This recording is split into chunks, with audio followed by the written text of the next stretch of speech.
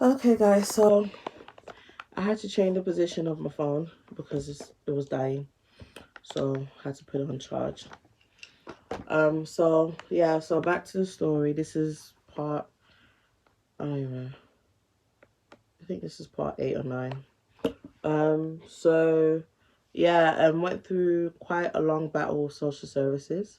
Um, I ended up pregnant while still under social services, and they obviously had to make it aware to me that if it was a thing where I did lose my children, the baby I was giving birth to as well, I would lose that baby as well. And which put me in quite a rough position. But after they changed my social worker, after the lady was fired, things did get better. And the social worker they now gave us, she was already familiar with us anyways. And so she worked with us. And then the case was closed before my son, a month or so before my son was due to be born. My case was closed. And it's just that through that process, it got to a point where I realized that every time I go to my mom, she's got these negative things to say, and she never had anything nice to say about me. And over the years, I've been through so much because of her. And I thought, I need to make a decision. It's either my kids or my mom. And I gave birth to my kids, I created my kids, and I will take them over anyone except for God. So I said to my mom, I can't do this anymore. This is where it ends for me and you, because the last time I cut her off, when she ended up calling me back, she was like, oh, they found a lump somewhere, she may have cancer or something like that. And I said to her, okay, I don't understand why you calling me, I don't care, kind of thing.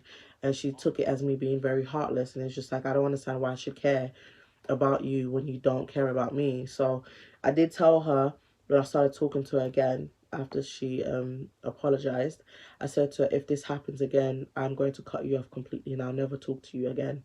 And so when she did this thing to me again, I said to her, okay, well, I've had enough now. So I don't want this to go any further. As far as I'm concerned, you are not my mother, and I want nothing to do with you to the day that I die or you die. I will never talk to you again. I don't want anything to do with you. No communication, nothing. So I blocked her off everything, and yeah, it's been 3 years literally. Some of my family members don't talk to me because I don't want to talk to her, and some of my family members feel a certain type of way because I don't want to talk to my mom. But what they don't understand is that my mom's put me through a lot.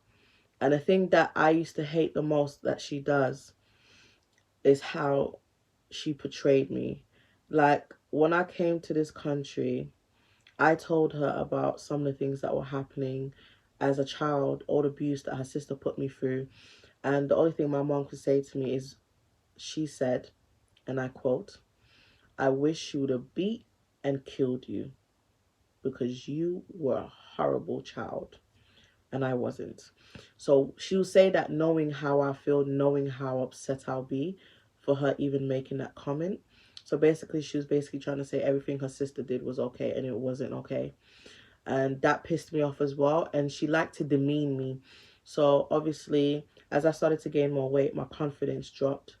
And so even at this point, I don't like how I look sometimes because I just feel like I'm too big in size. Like the way I used to look, I'm going to show you pictures at the end.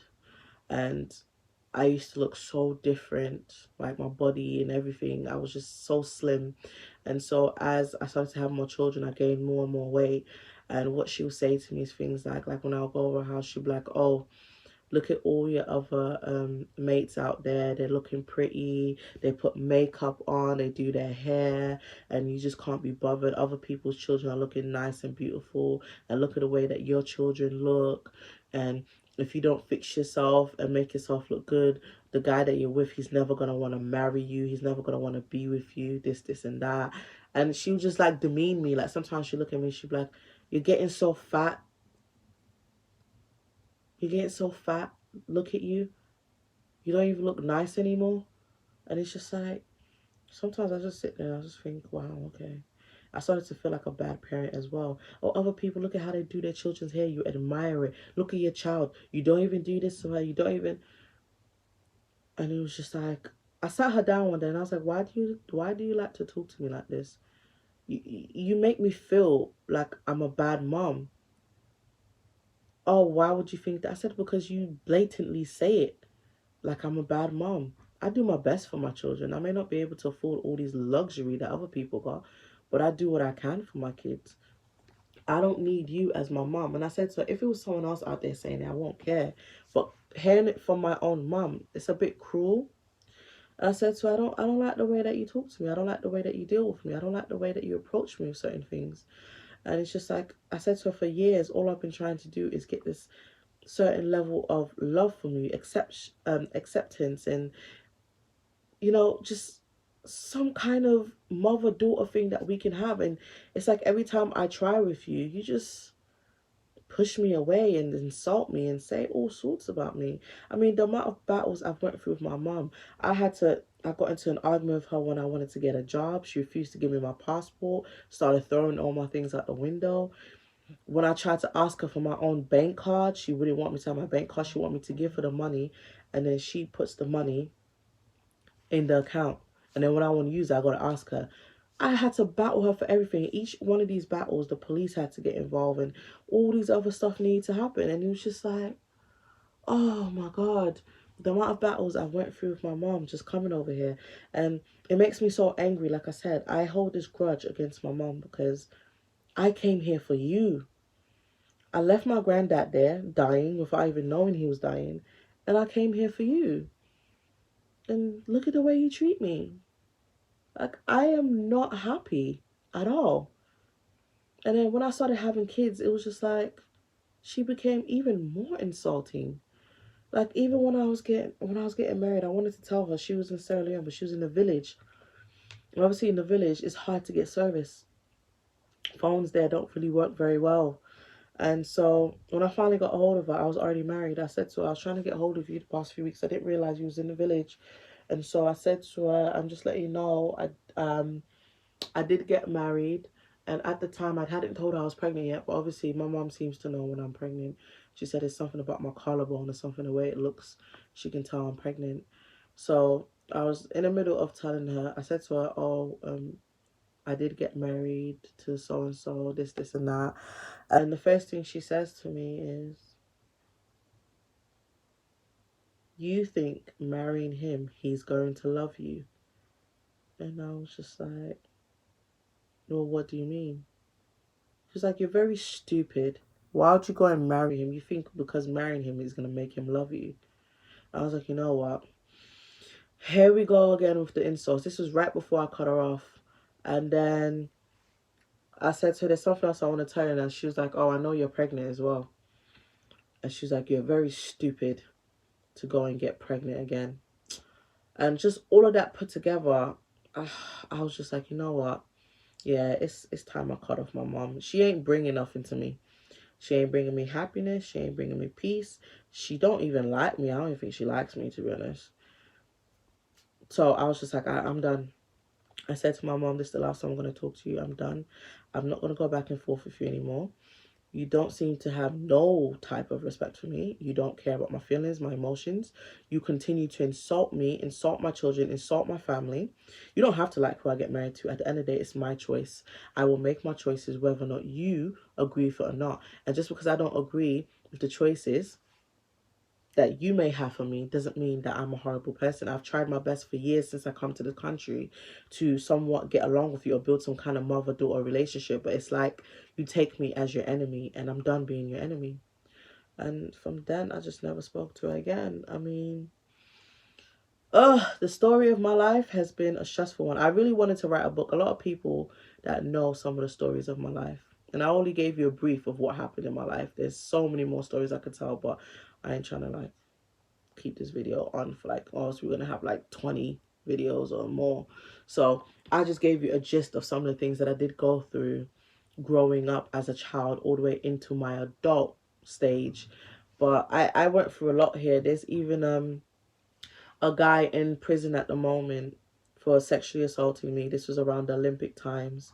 I tried to get a job, but I didn't have my passport, so I ended up working in this hotel with my friend. And this guy there just he made me wear things that will obviously pique his attention while I was working for him. And there was even one time where I said to him, how is it that you pay my friend more money than you pay me? I don't know what arrangement they had, but she got a lot of money from him, and I was getting paid chicken change. And he said to me, if you sleep with me, then I'll pay you more money. Um, Blatantly like that. And there was times where he'll try to touch me and inappropriately. And there was even one time where he almost raped me. He was working in the hotel for him. He owned a hotel. And he asked me to come into one of the rooms. He wanted to show me something. And it's just like, because I've been raped before, something in my head said, don't go in that room with him by yourself. And I said to him, no, I stood by the door and I was like, oh, and what did you want to show me? And he's like, oh, come inside and I'll show you. I was like, no, no, no, no, I'm okay, I'll stand here. He's like, no, no, just come inside. And you can see it on his face that he was getting ready to do something. And I stood by the door and I walked out and I said, oh, I gotta go continue doing what I was doing now. You can show me later. But I saved myself. I didn't realize that man was actually a dangerous man. When he finally did get arrested by the police and they contacted my friend and my friend gave them my number because we were both working for him. Um, Basically, he did human trafficking. So there was a time where I did need a job when I had my daughter, and he offered me a job in another hotel that he manages. And apparently, this hotel was like a prison. So my friend was telling me about it. Basically, when you go in, it's like an escort kind of service, but then the men will try to sleep with you as well. So basically, as you go into the building,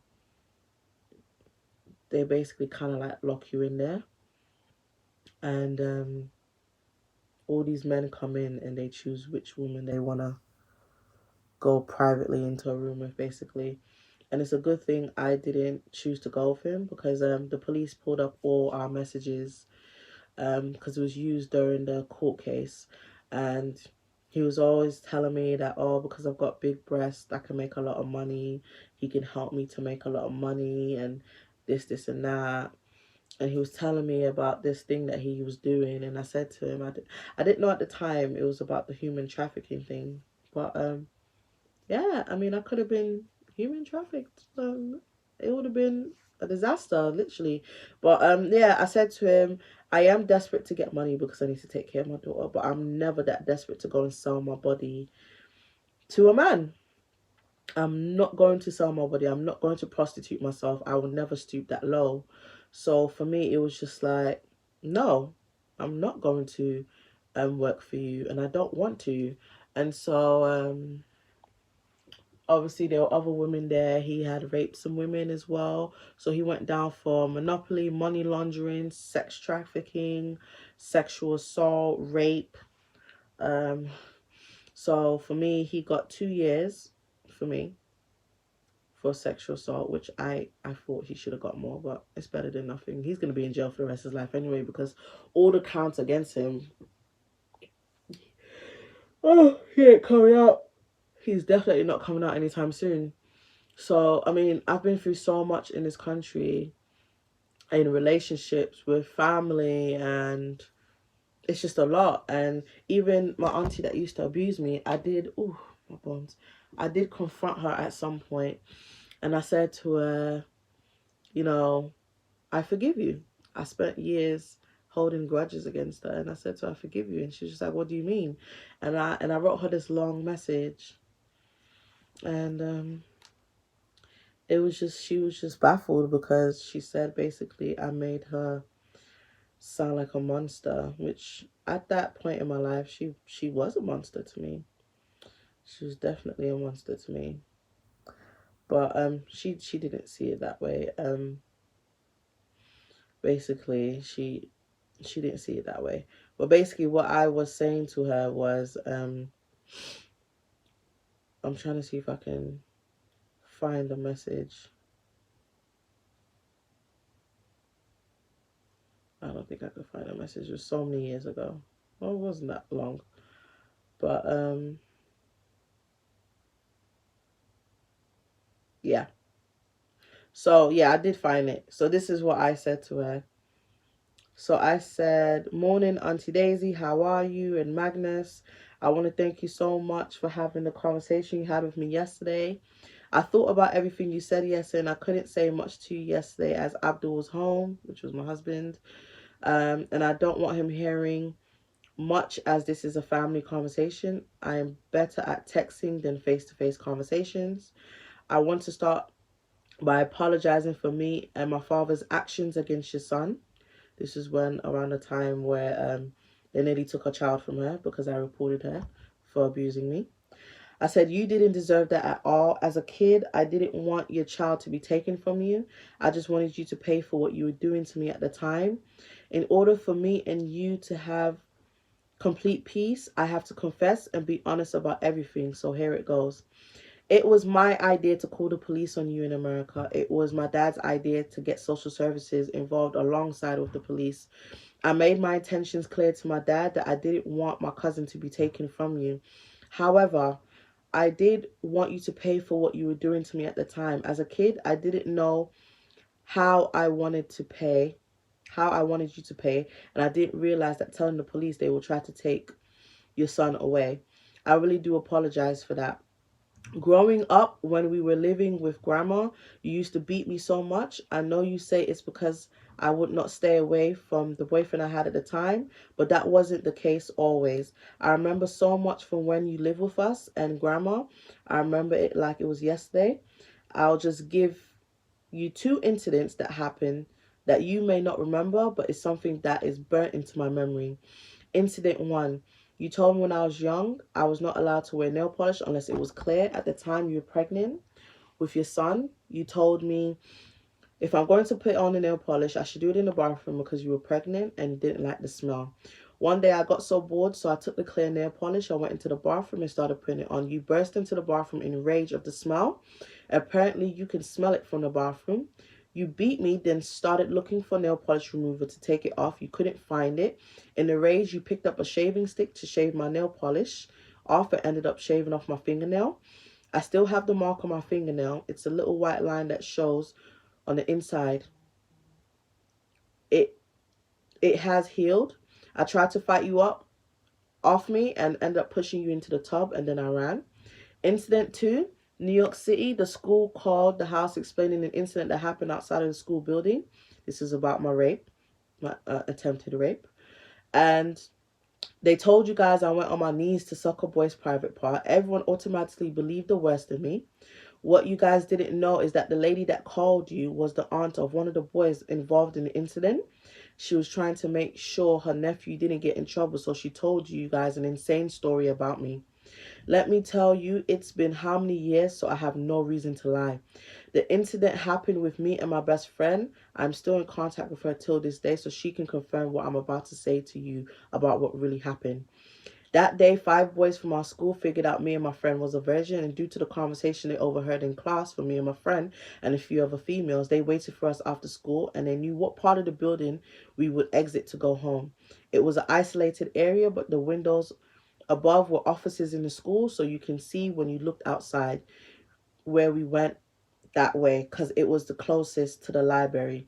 That day, those boys were trying to rape us. They ripped our clothes, our bras, pulled our hair. We tried to help each other by trying to fight them off. There were 5 of them. The lady who saw from the window and thought she would help us, when we went to explain to the principal what happened, that woman lied. I couldn't figure out why until one of my classmates told me she was one of the boys' aunts. And that woman that called you guys, and that was the woman that called you guys. They asked me for one of my family members to come with me to court because we were trying to report an attempted rape against the boys. I remember you saying you won't go. You yelled at me, saying how can I try to go and suck a boy's penis? You looked at me with disgust after beating me. Even grandma believed what the lady said. No one went with me to court. The only person that was there by my side was my principal, and my friend's family was there for her. But mine, they never believed me. But my principal believed us. It wasn't the first complaint that they got on those boys. That day we lost the case. They said it was our word against theirs. Plus, the auntie who witnessed what happened, she didn't tell the truth. She lied to protect him.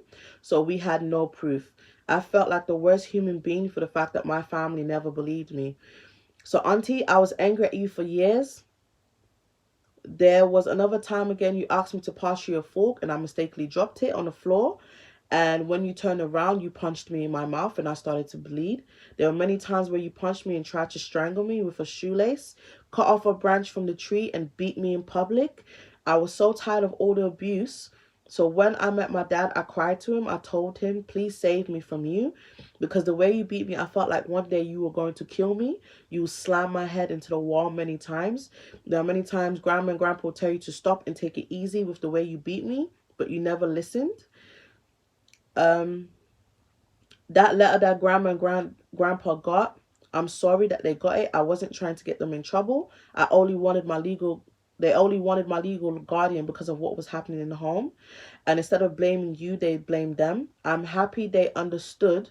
I didn't mean to get them in trouble. And like grandpa said years ago, he warned you several times to stop so someone doesn't call the police on you one day, but you didn't want to listen. So that letter that my grandparents got, I didn't mean for them to get in trouble. Only wanted you to get into trouble. But I didn't realize getting you into trouble means getting my little cousin in trouble. I spent years holding a grudge against you, and I told my mom everything you were doing, and all she can say is that she wished you beat me to death. And for years, it made me grow even more hatred for you, because every time I thought back to the things you did, I cried. It took me till 2013 to finally let go of these grudges I had against you and begin to start healing. But for years, I hated you. So that's my confession to you. And yes, I liked boys as a kid. But I wasn't all that bad to get beaten as I did from you. I honestly thought one day you would kill me, and that's why I called the police. I feared for my life because it wasn't just boys you were beating me for. You had a very short temper with anything I did around you. I'm over I'm over it. It's the past, but I felt after speaking to you yesterday that what I needed to do was confess this to you.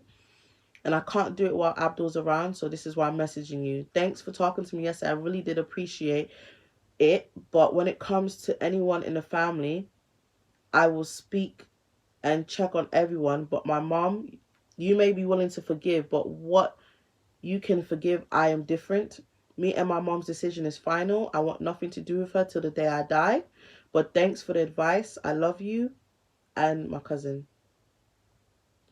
And I'm going to screenshot this so I can show you on the screen what her response was. And she said, okay, noted. I never knew you hated me so much. I never knew I was so crazy and insane beating you like that. I will save it and give it to my son to read. Thank you. I have nothing to say again. Wow, like seriously? Really? So that's where the guilt trip came in, because she's basically trying to say that I'm lying. And I wasn't lying. And literally after that, I literally had a conversation with my grandmother, and I now proceeded to tell her why years ago I had called the police, because my grandmother has spent years angry at me because I got them in a certain amount of trouble when I did call the police. And I had to confess to my grandmother after talking to her, letting her know everything that I've explained in this video. I told her about it, and my grandmother cried. She cried because the first thing she said to me is, why didn't I tell her this was going on in her own home? And I said to her, to be honest, if you think about it, I was a child and this was your daughter. Who are you going to believe, me or your daughter? Ain't nobody was going to believe me. So I didn't say anything about it. I kept it to myself. And all these years keeping it to myself, I realized it did affect my self-esteem, my confidence. I've always felt like an outcast in my family, whether it's my mom's side or my dad's side. I've always felt like an outcast. So, yeah, this was a tough thing for me. Realistically, it was hard for me to talk about this. I'm gonna make one more video and then I'll show you the pictures and stuff at the end.